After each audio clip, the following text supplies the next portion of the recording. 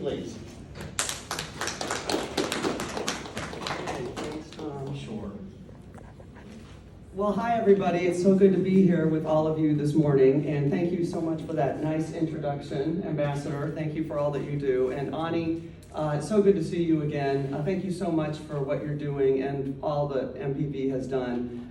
So grateful for all your work at the state as well. This takes a lot of folks to make sure that we move in the right direction. I certainly know that as a two-term congresswoman here, serving the great state of Iowa, which is the district that pretty much encompasses Des Moines, the middle of the state, and then all the way down to the Missouri border, and pretty much spread out to each river almost. It's a big swath of the southwest and central part of Iowa with more diversity than you'd expect. A heck of a lot of non-diversity, but then we've got towns where we've got 32 different nationalities living there.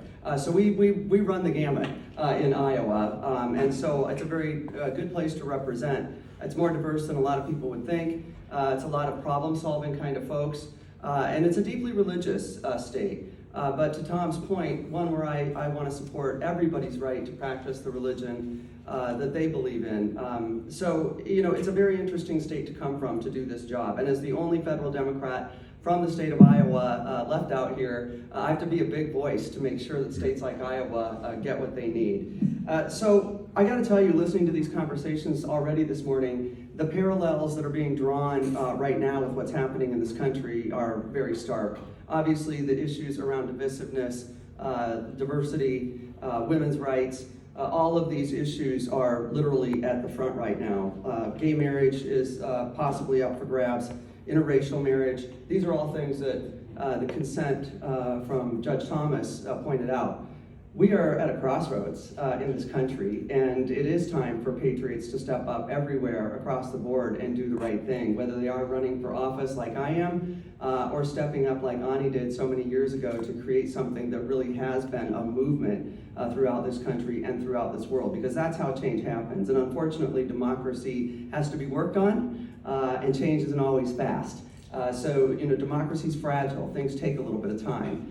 So it's important that we continue the fight, because as you can see from Ani's work, you know, all the years she's put in, and you all know there's so much more to go. So thank you for being here with us.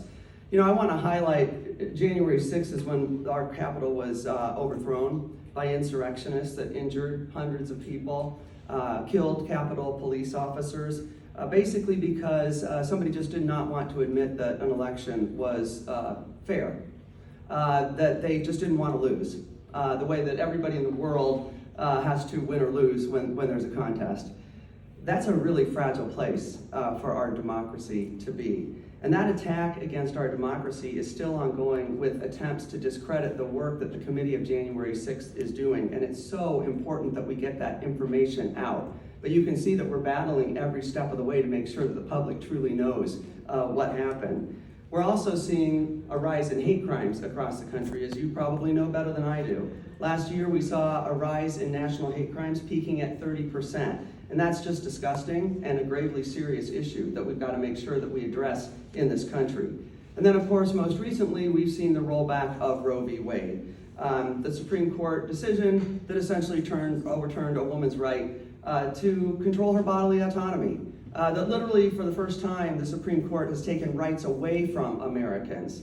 This is where we're at in this country. We talk about many other countries in America as the laws that they need to fix, or they should be democratized.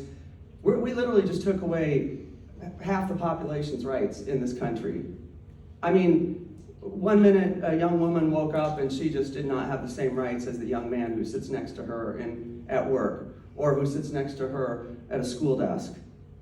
This is not who we are as this country, but each of these events holds a very common thread, and that's to divide, that's to disenfranchise, and that's to disempower Americans. And that's what we're seeing right here in our own country.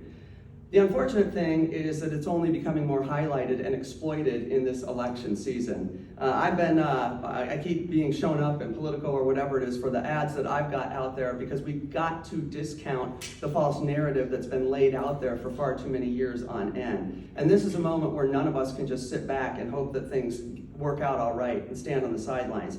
but we've got to come together and make sure that we're mobilizing and pushing these forces to ensure that our country does do better. Because we are more polarized than ever, we need to polarize together and make sure that we're working towards the best outcome we can, which is continuing on this great journey called a democracy that we have here in America.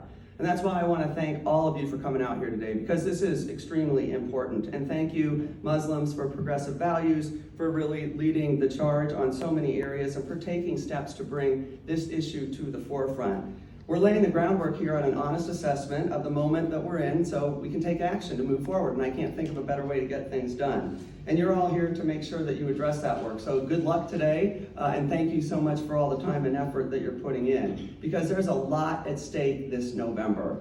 Voting rights, reproductive rights, healthcare, and so much more.